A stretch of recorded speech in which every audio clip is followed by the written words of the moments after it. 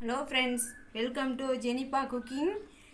நம்ம இன்றைக்கி ஒரு உருளைக்கிழங்கு பொரியல் செய்கிறது எப்படின்னு பார்க்கலாம். அதுக்கு நம்ம வீட்டில் என்ன இருக்கோ அதை வச்சே நம்ம ரெடி பண்ணிக்கலாம். அதுக்கு நம்ம வெளியில் போய் எதுவும் ஸ்பெஷலாக வாங்க வேண்டியதில்லை. இப்போ நான் ஒரு 1/4 கிலோ போல் உருளைக்கிழங்கு எடுத்து வச்சுருக்கேன். அதை ஃபஸ்ட்டில் தோல் சீவிட்டு சுத்தம் பண்ணிக்கலாம்.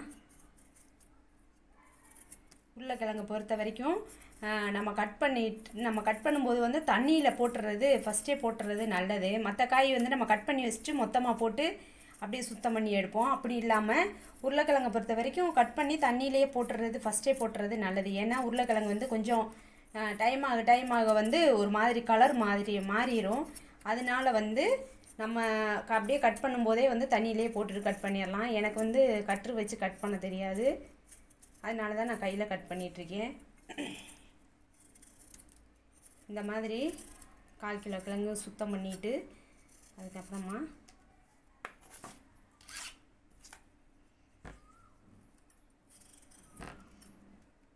நான் எப்போவுமே இப்படி தான் கட் பண்ணுவேன்.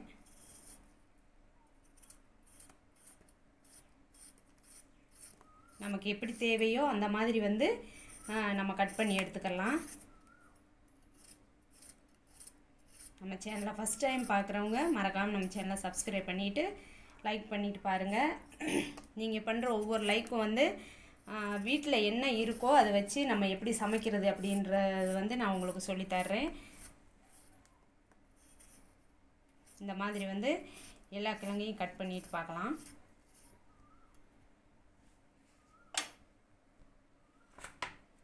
இப்போ நான் இந்த மாதிரி கிழங்கு கட் பண்ணி எடுத்து தண்ணியில் போட்டாச்சு. அடுத்தது ஸ்டவ் ஆன் பண்ணிக்கலாம். நான் வெங்காயம் கட் பண்ணி வச்சுட்டேன். ஆல்ரெடி கட் பண்ணி வச்சுட்டேன். இப்போ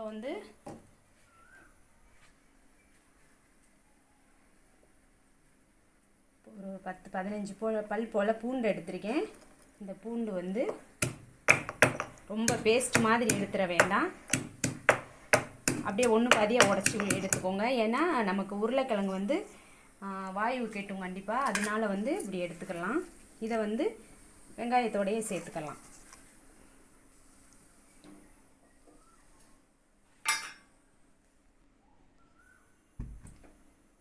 இப்போ 3 ஸ்பூன் எண்ணெய் சேர்த்துருக்கேன்.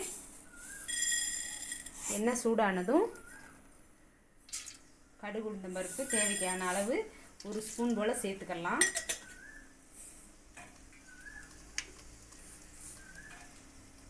கடுகு ஃபஸ்ட்டு உடையட்டும்.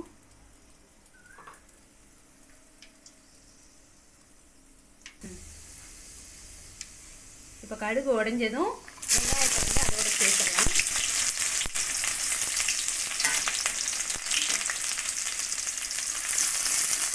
வெங்காயம் லைட்டாக கண்ணாடி பதத்துக்கு வர்ற வரைக்கும் அப்படியே வதக்கி விட்டுக்குவோம். வெங்காயம் கருகிற வேண்டாம். லைட்டாக அந்த கண்ணாடி பதம் வரும்ல, அந்த பதம் வரைக்கும் நல்லா கிளறி விட்டுருங்க.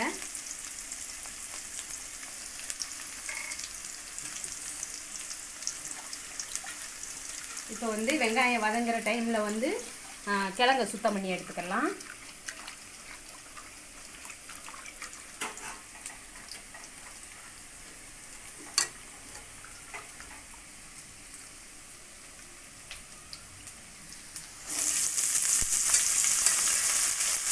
நம்ம இதுக்கு தண்ணி ஊற்றி வேக வைக்கக்கூடாது. அதனால நம்ம ஃபஸ்ட்டுலேயே கிழங்க தண்ணியில் போட்டுட்டா அதுக்கு கிழங்கு கொஞ்சம் ஈரப்பதமாகவே ஆயிடும். அப்படியே அந்த தண்ணியிலே நம்ம வேக வச்சுக்கலாம்.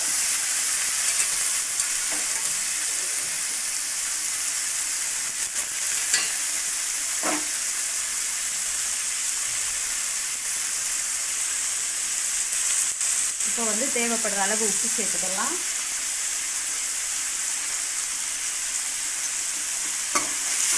அப்படியே ஃபுல்லாகவே கிளறி விட்டுலாம்.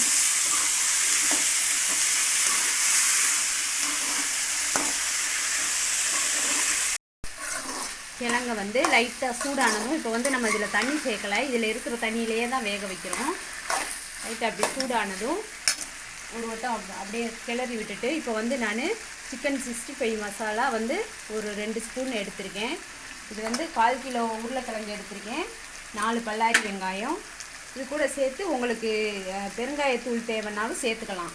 ஆல்ரெடி நம்ம வந்து பூண்டு சேர்த்துருக்கோம், சேர்க்கணுன்னாலும் பெருங்காயத்தூள் சேர்த்துக்கலாம். இப்போ வந்து தேவைக்கான அளவுக்கு மஞ்சள் தூள் சேர்த்துட்டு அப்படியே கிளறி விட்டுருங்க.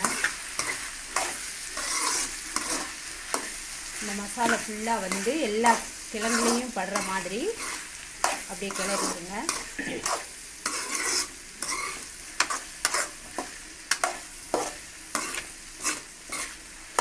அடுப்பை மட்டும் சிம்மில் வச்சு மீடியமாக வச்சுக்கோங்க.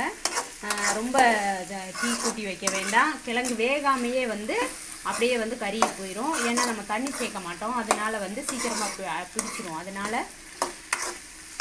அப்படியே வந்து தீ மட்டும் கொஞ்சம் கம்மி பண்ணி வச்சுக்கோங்க.